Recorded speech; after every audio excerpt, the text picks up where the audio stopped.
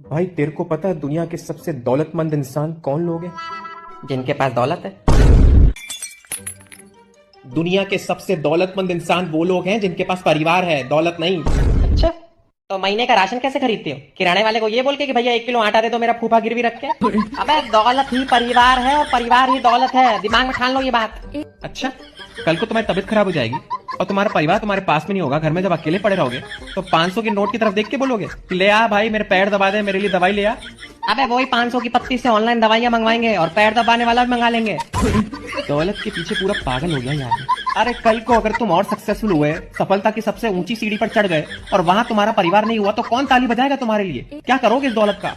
तुमने कभी सुना है कि आदमी सफलता की सीढ़ी पर चढ़ा हो और वहां उसका परिवार और रिश्तेदार तालियां बजा रहे हैं? अच्छा, अगली बार तुम अपने रिश्तेदार के घर जाओ ना तो जेब से 2 सिक्के गिरा देना। जैसे सिक्के गिरेंगे रिश्तेदार भी गिर जाएंगे। आए बड़े परिवार परिवार